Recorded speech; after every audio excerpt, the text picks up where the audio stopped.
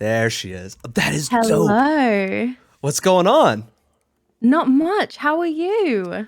I'm apparently choking on my boba, but it's fine. We'll make it. We'll make it through this chat. I promise. Okay. By the way, everybody, no cam streamer right here. So if you think you can't do it, hey, it's possible. It's just really hard. Yeah. Real quick. Let me hear it. Elevator peach. Oops. Elevator pitch. There we go. My name is Lou. I go by the name Veloula online. I play Valorant. I'm not very good at it, but I have a lot of fun. And I use a voice changer a lot. So Come and follow me. I just saw your most recent TikTok, and for like the splittest second, I was just like, "Oh my god, is that a dude?" Because that voice changer is hilarious, and I love it. Corpse, yeah, Corpse. Who exactly, cutie? Damn. When you messaged and said or I found out you were just like a no cam streamer, that is so difficult for a lot of people. yeah. How long? Yeah. Okay, let's do the superhero origin story. How'd you get into it, and then how the hell did you get it to pop off without a cam? I started streaming 6 or 7 months ago, I think. I've been a viewer on Twitch for a very long time. A big fan of the 100 Thieves crew, Courage, Valkyrie. Obviously, their move to YouTube and everything. Yeah. I just wanted this. Like, I love content creation. I love interacting with people. So I just tried it, and here I am. I'd say you're killing it. Also, the 100 Thieves thing. I don't know what that. I know that's the whole like. Is that a stream team? Is that like what we were talking about with Kanoa? Like, what is that? It's not. It's not a stream team. It's a like actual like esports organization, kind of like FaZe. Okay. So it's like a big deal. They have like a content team, and then they have like pro teams for different games and stuff like that. Interesting. Do they have no cam streamers on that? They don't. No, I want to be the first one.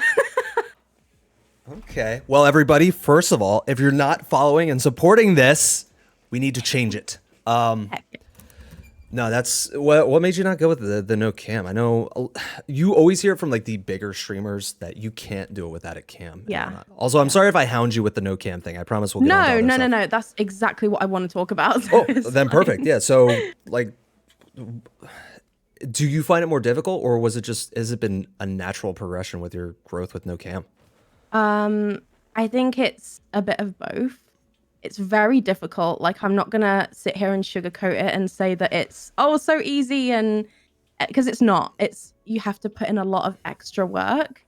But not to big myself up or anything, but I think I just have something that people see in me that has helped me blow up.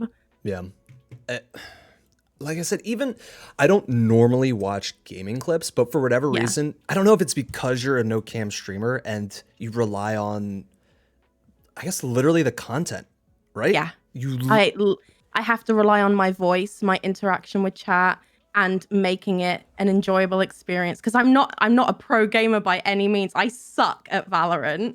So you have to really make it something else. That's, first of all, whenever a streamer says, like, come for the average gameplay, I'm like, hey, unless I know you're an esports person, I get it. I know that you're not going to be a god at the game. But I just realized there are a couple other streamers I knew, Jet Easy and then Serpent. I don't know if anybody here is from Fama, but one of Fama, the team that he's on, is Star Wars Battlefront player. I think it's Battlefront. No cam and made partner last month, I think. And it's nice. Just that he relies on full on the community, interacting with chat, kind of the thing that I'm not doing now. Which, by the way, I don't know if you have chat up, but if you I do. If you see any questions or anything you want to answer, feel free to cut me off. But it is just that it's relying on your content and the maybe even more full interaction with the chat. Did you? When you got into streaming, did you realize how much of a job that would be? I didn't. I didn't until I started to kind of blow up, because like I haven't been streaming for that long. It's only been 6-7 months. Yeah. And in the beginning, it was like 2 people in and out. Literally, every new streamer goes through that. So I didn't think it would be difficult. But now when I get off stream, I just realize how drained of energy I am because it's a lot. You really have to put everything into interacting with chat. And it's difficult when you got like 130 people in there and Ooh, yeah. that's actually good. What we were talking about earlier. So do you tend to read everything in chat? Have you found this balance with reading only certain things, or are you kind of like a speed reader with the chat? At the start of my streams, when I'm just doing a warm up and just kind of introducing the stream, I will speed everything like, hi, how you doing? Hi, whatever. Yeah. But as it gets through, when we're actually having conversations, I read everything in my head first before I read it out loud. Okay. So I'm double reading it because there are times, like you said earlier, where you have to kind of, you start reading something out loud and then you realize what it is and it's like, oh God, not going to read that. Don't want to go in that direction. So yeah, I kind of do that, just read it in my head, then read it aloud. I don't really speed through it, but I am quite hyper, so it might seem like that. That's, and not to say I don't, that's a bad way to stream. Yeah. I don't prefer it for whatever reason. Like, Of course. it's an interesting science. Like even Kat, who's going to come on, she usually what she does is she spends time reading a lot, saying hi to every single person. Yeah. And that's great. It's good to know that you're going to come into a chat, assuming like depending on how big any streamer gets, you're going to be noticed. I mean, shit, people literally pay money for like Harris Heller to read their question. Yeah. That's kind of the nature of the beast after a certain point, but it just feels really taxing on not only the streamer, but as a viewer, you're just like, okay, I kind of like, I got what I wanted. I'm going to leave. Right. I feel like there's yeah. a science, like I said, obviously with your content, people are sticking around, but do you feel like you get those people that just kind of come in to get their message read and they bounce? To be honest, I don't. I feel like a lot of the people who come into my streams, like the people who were there in the first 10 minutes, Yeah. generally are still there 3 hours later. I have a really like kind of tight-knit community that really loves to, like you said earlier, about talking with each other as well as talking to me. Yeah. So I don't really feel like people come in. Obviously, you do get people who come in for a quick shout out and then bounce. I think everybody gets that at some point. Yeah. But for the most part, I feel like I've kind of got a really good community that like to have a conversation. That's very hard to do, especially, like I said, within the few months. It's very weird how I keep meeting streamers who have only been doing it for a couple months, because it feels like the levels that and I don't know if this is once again because of the pandemic or nature of the beast, how, and the people I surround myself with, but how quickly some streamers pop off. Because I guess I don't see a lot of streamers anymore that have been streaming for years. When I first started, there were streamers I talked to that have been doing this for 5 to 6 years to 1 to 2 viewers, and it's just like, what? Is it because of TikTok? Like, how? What would you say, I guess, helped you grow the fastest? Well, content on other platforms absolutely helps, and there's no denying that. Yeah. But I didn't post anything about my Twitch on TikTok until maybe a month ago. Another one. Another one. I actually started out on Instagram, posting photos. I have a very pink setup. Oh yeah, that's right. It's pretty nice, everybody. Shouts out to our Instagram. It's very sharp. So I grew my community on Instagram. I think I have like 24,000 followers on there now.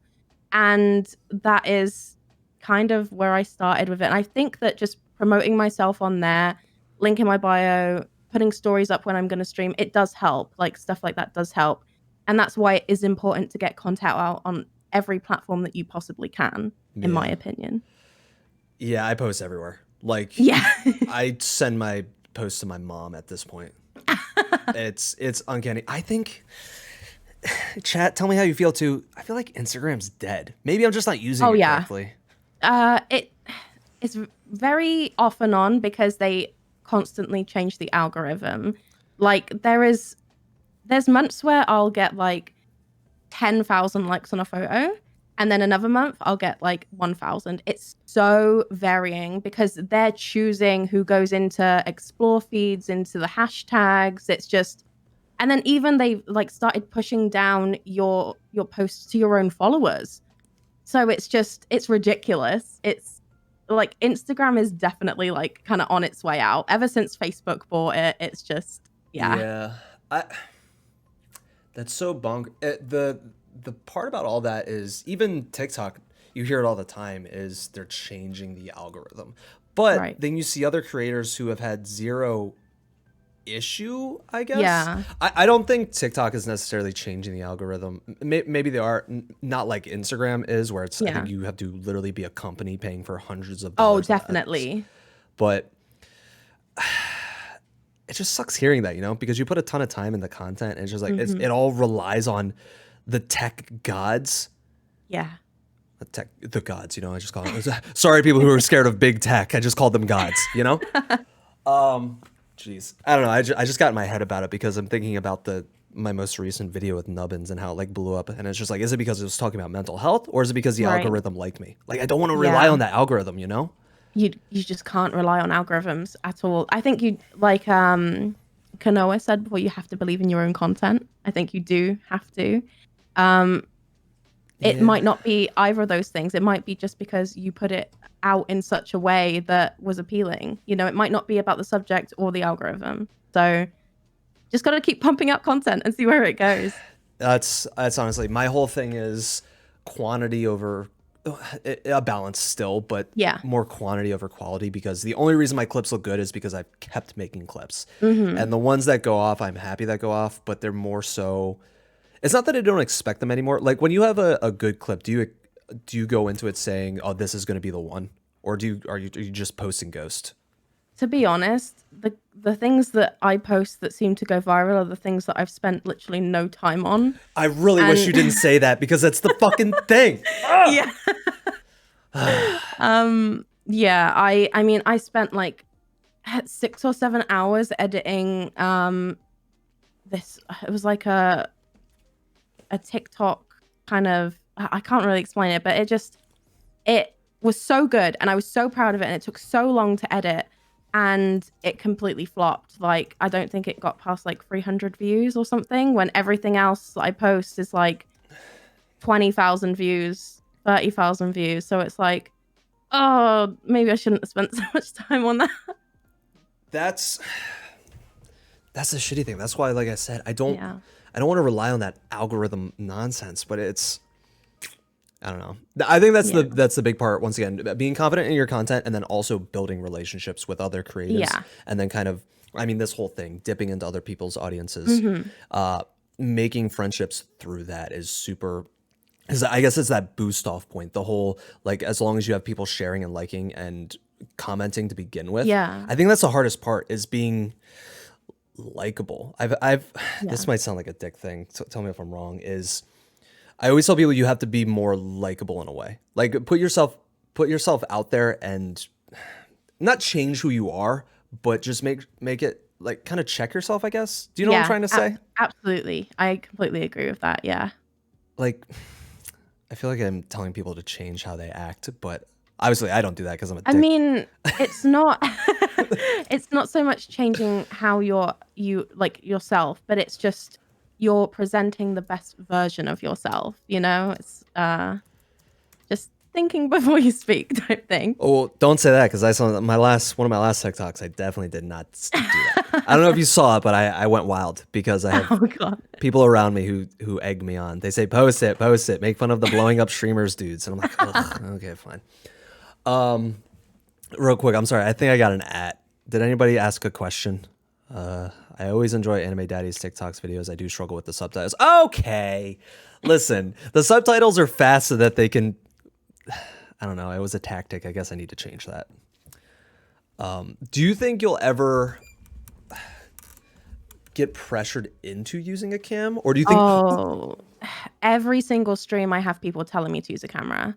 well, Every single stream. Yeah. And it's at the point now where I have a command that's like cam, and it says, no, not going to use a camera, leave me alone. Oh, yeah. Like, it's difficult because there's obviously a lot of different types of content on Twitch.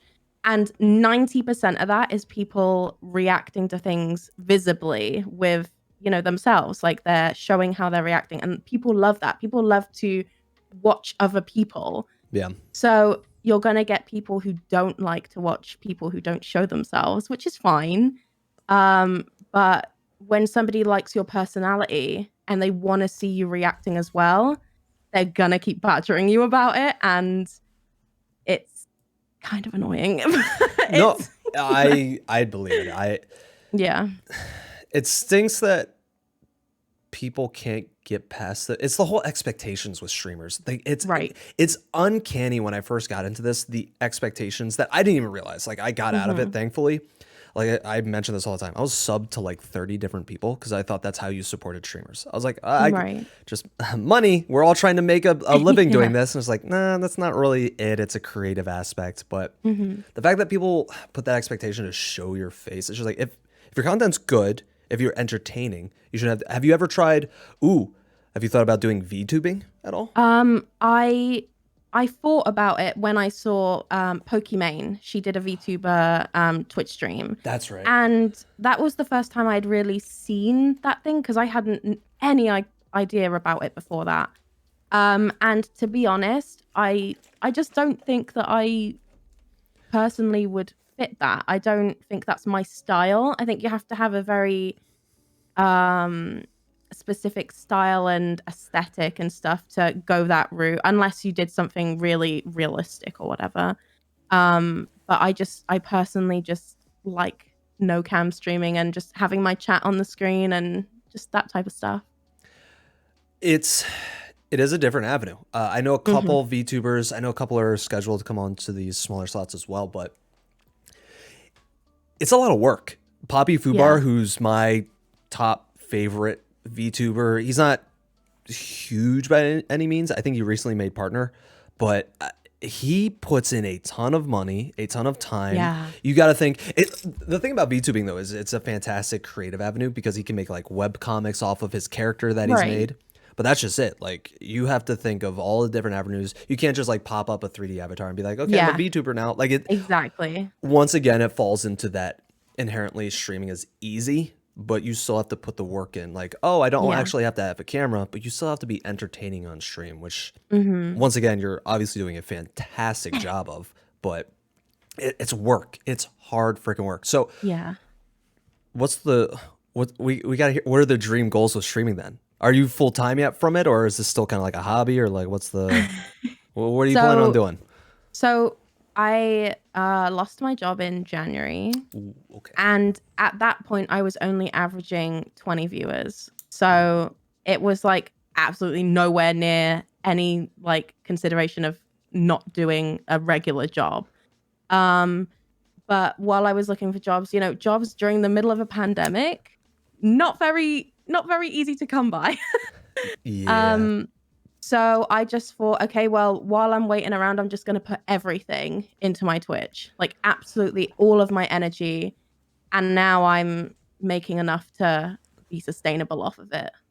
It's that time thing. I mean, Unstable talked about how the fact that he has the privilege to focus fully on streaming. Like if I didn't have this, yes, also follow me on Twitter so I can beat him on my Twitter beef. Promo. Share my page. God, I love call to actions now. Call to actions are my new favorite thing. Anyway, is the fact that you were able to put in the time. Like that is kind of, it shows in a way that you can make streaming work. It is a full-time job. You had the opportunity to put full time into it. If you have a full-time job like me, you'll be losing hours and staying up until the middle of the night talking about streaming because that's more fun. But also it's scary. Aren't you scared that at any moment it could kind of like... Absolutely. I mean, there's so much, like when you're a big streamer like Pokemon and whatever, you just never have to worry ever. But when you're only averaging about 100 to 150 viewers, it's very fluctuating. Like you can make like $2,000 1 month and then the next month $300. It's scary. It's terrifying. Yeah, that's why I think it's super important with using your stream to invest in something off stream, if that makes sense. Yeah. Like say for you, for example, just an example, I don't know if this is actually something you'd want to get into, but like voice acting. I'm looking into it. No, do it. Do games without do like old games where you could do your own voice acting, build a portfolio, a media kit. Aaron and I are now fucking Aaron more so is like we're talking about media kits and stuff. I think those are fantastic. McQueen was an actor. You could technically pull stuff through that. Like the idea that you can make streaming work for you seems really scary. But one of the prime examples is obviously Harris Heller. He has Stream Beats. He built everything on streaming, obviously case by case. But now he's all in on the music, and he's able to use that music to build even more. So it's the investment. But I think voice acting is still very tough to break into, but that's something you can work with. Or you could be like a producer of some sorts. Right. So, but that's something you actually thought about doing? Yeah, I love just like talking, and I love doing all that type of thing. So I've wanted to get into voice acting for a long time. And I didn't know how to do it. So I've been kind of scrambling to research it. This whole thing is a scramble sometimes, to be honest. Like I'm kind of flying by the seat of my pants, is that an expression? Like this is popping off because I'm so likable and people hang around. But like every 20 I had like my second ever panic attack the other day because I was like, what am I doing? I guess imposter syndrome, I guess, is technically what it is. Yeah.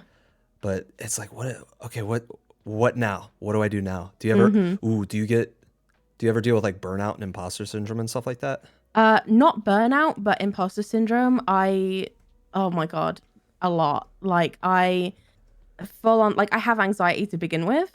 So when I had a really, really good stream the other day where I got a really big raid, had like 600 people, and then like ended up with like 250 average that day. It was such a good stream, one of my best in a long time.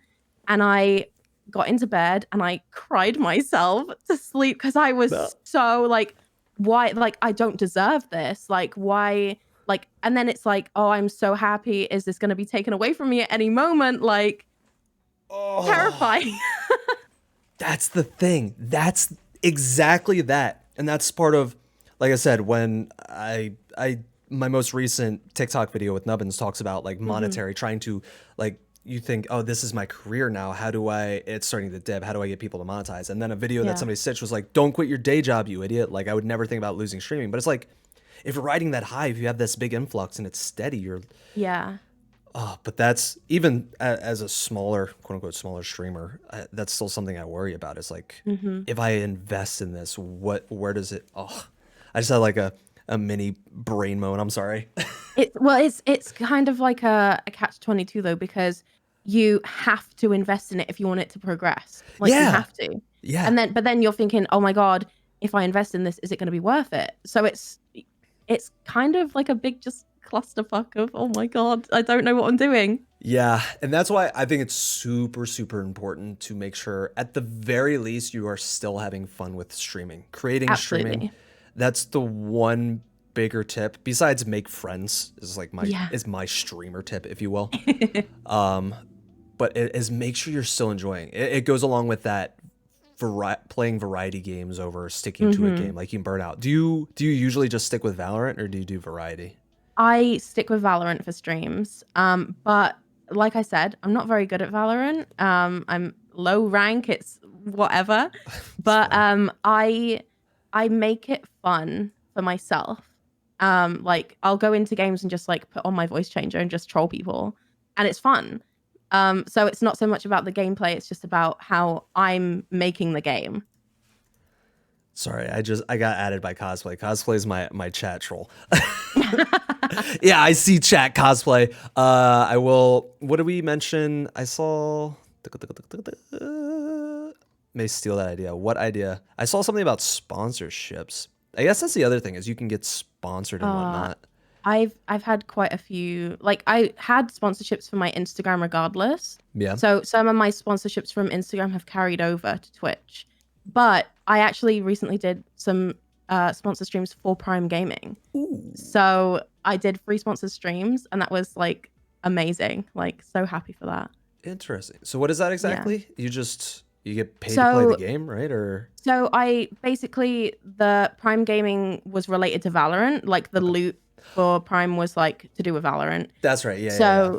So they just gave me an overlay to put on my Twitch stream, and then just every like 45 minutes, I would just play a little clip that was like, oh hey, if you go to Twitch Prime, you can get this loot for Valorant. And that's pretty much it. So Simple enough. yeah. I guess that's another buzz-ish / word, but also a scary word, is being sponsored. Because everybody has the G Fuels, everybody has the Game Gear stuff. Yeah. Game Gear, like Sega Game Gear. Jordan, aging yourself. But actual sponsorships, I don't know. I know that like Ludwig has Slim Jim. Like, what does a sponsorship entitle? That is that part of being successful? Ooh, that's the question. What makes a successful streamer? I think, being a successful streamer is having fun with it. I think if you're not having fun, you're not a successful streamer. Like, you're just playing the game to people, or you're talking to people. That's it. If you're not having fun, what's the point? But I don't know. I mean, there's so many ways you can interpret being successful. It's person to person, 100%. Yeah. And that's what I love about streaming, by the way, is there's a ton of gray areas. I mean, the big one is always be talking. Are you always be talking? I have to always be talking. I have no choice. I have nothing else if I don't talk. I mean, not necessarily. People can just watch the game sometimes. I mean, yeah. Yo. Like, what a silly question to ask you. No, I don't think you necessarily. Oh, I think let me clarify. There is a balance to always be talking. Like I said, hype reading chat is a little too much for me personally, but like people like that, or moments in a game, depending on the game. If you're making a clutch play and you want to concentrate, stuff like that. But there's definitely I think always being talking. It's not just about reading chat. It's about just talking. So there'll be times in game where I'm like, if it's a clutch moment, sometimes I am quiet. Like sometimes there's like a minute where I do go quiet, and that's gonna happen in every stream. Yeah. But sometimes I'll just sit there and talk to myself, like, what the fuck are you doing, Lou? Like, come on, get yourself together. Or even just stuff going on in the world. Like, it's just good to talk, not necessarily to hype read. Do you think, maybe not professional, do you think you're a professional talker now? Absolutely. Absolutely. The idea, oh my God, if my father, a professional talker, my dad's like old school, like go out, get your hands dirty type of do work thing. It's just, this is such a bizarre world to be living in. Yeah. But I think our jobs are this would piss off a certain type of person. I think our jobs are important. I think entertainment is very, very important. Do you agree? Absolutely. I have people in my chat who, my chat is kind of like teenagers mostly. Yeah. So maybe I get some over 20s, but mostly I'd say 18, 19-year-olds. I have people in my chat who, they're either at school or online school now with the pandemic. And they're just depressed. They're just sad. And I have so many people that come into my chat and are like, wow, you're one of the best parts of my day. Thank you. And I'm like, oh my God, thank you. I don't believe it, but it's nice to hear.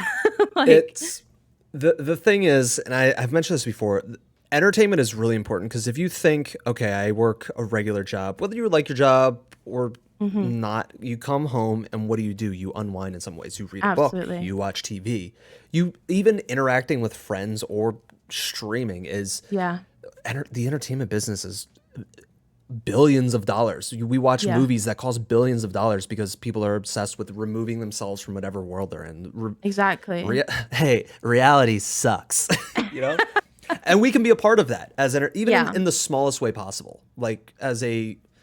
I keep saying here you go, buzzword bingo. How a small streamer. What are your thoughts on small streamer? Calling yourself a small streamer at all? I don't see the point personally, because the size of your community and your view count and all of these things, it doesn't take away worth from you as a streamer. Just because if you say you have free viewers and whatever, that doesn't make you any worse than somebody who has 100 viewers. You're just as valuable. You're just as you know, I like that. yeah. That's good. That's another like big conversation topic right now within the Discord is what is your worth? What like and we're mostly talking about like when you start charging people if you're like an editor and shit, but also for the Right. fact of like your worth as a streamer compared to what you're doing. That if you're playing Valorant and a bigger streamer, quote unquote, bigger streamer is playing Valorant, well, like what's the value is just after a certain point, it's just because they have more exposure. But technically, you're doing Right. the same thing. You're creating a community. You're creating a space for people to be distracted or talk to each other. Like it's, Yeah. I don't want to say it's the same thing, but it's the same thing. It's just why It would is you? the same thing. It's just, yeah, but why would you put the small streamer moniker on it? That's that kick of people Right. use it as like a crutch, I guess. Yeah, Like, definitely.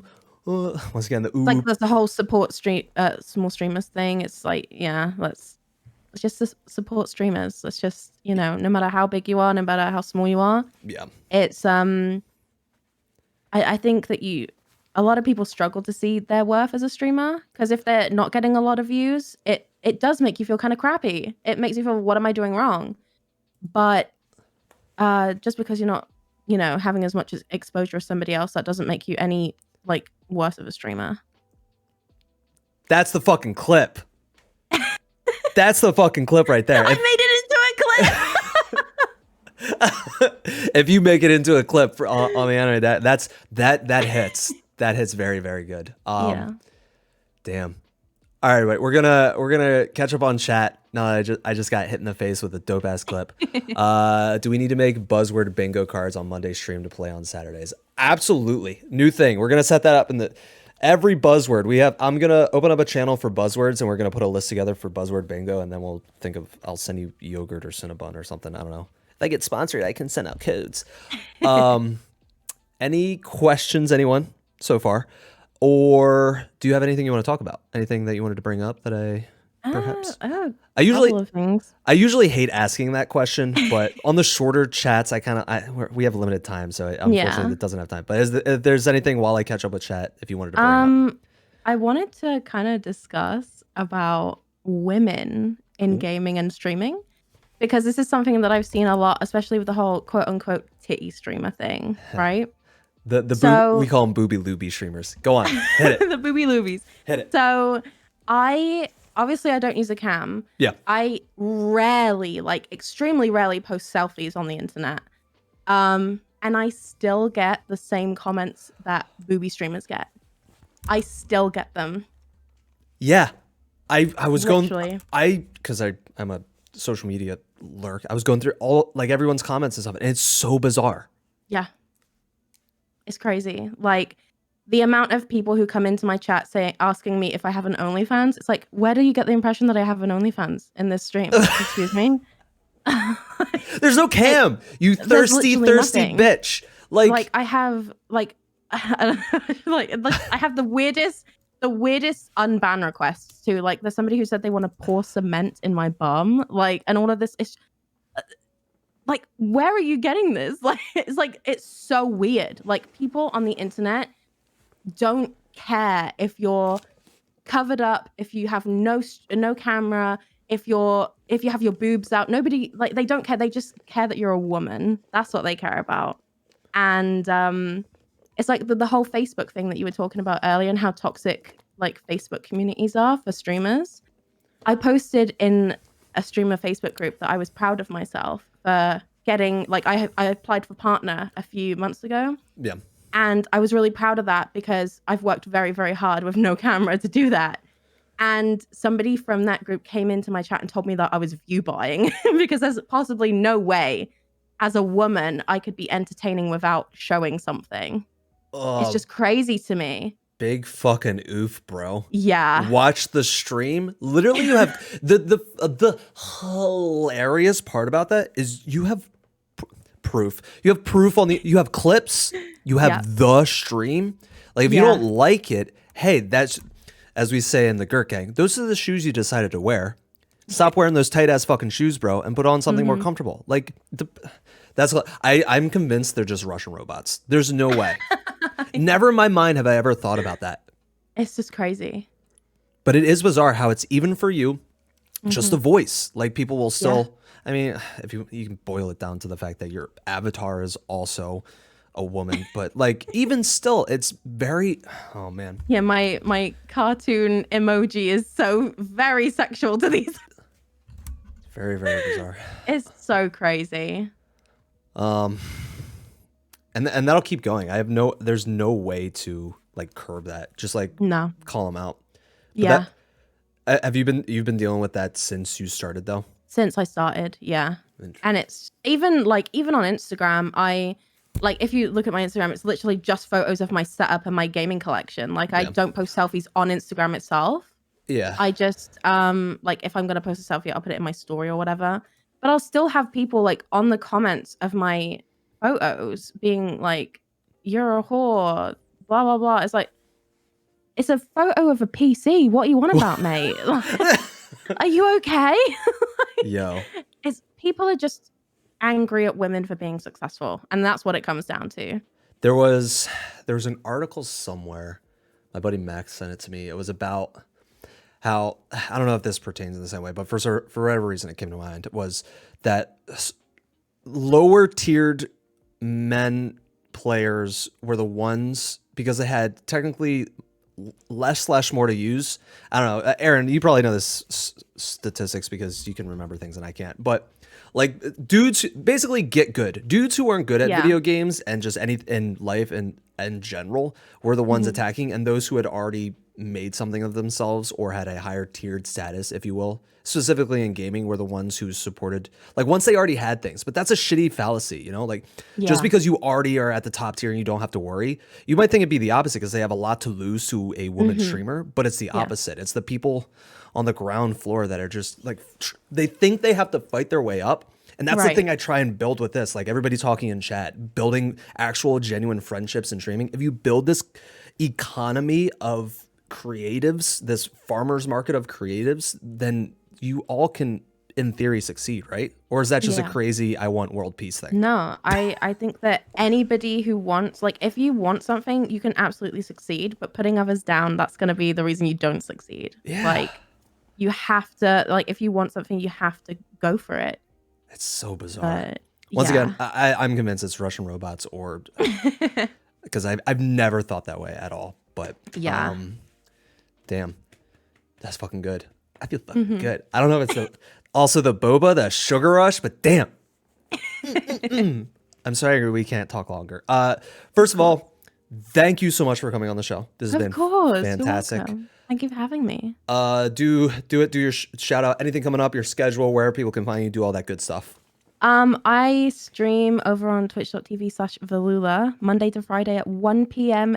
BST, British Summertime. I play Valorant, and that's about it. Come and watch me if you're cool. Thanks. Yeah, don't be a dick.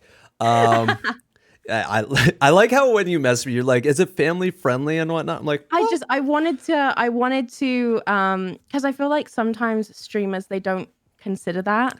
And when you're a family, like I have a friend who is a family friendly Sea of Thieves streamer. Okay. If I went into his stream where he's streaming to literally like families who watch with their kids, and I'm going, fuck. It's like, I just wanted to make sure so that I didn't cross any boundaries on your stream. Nah, I feel like I mentioned, my audience is relatively adult, and like I don't have any kids come through, but it's interesting because I guess because of the way I talk about streaming, it's so open and pretty blunt and whatnot. It's more mature. I don't have a mature setting on, but whereas with Kat, who's coming on, I want to say her audience is pretty young, and I don't know if that's just the energy she gives off, but she's also doing advice on streaming and everything. But I don't know if, once again, that's why I'm talking to her. So yeah, no, you were good. We got the cursing.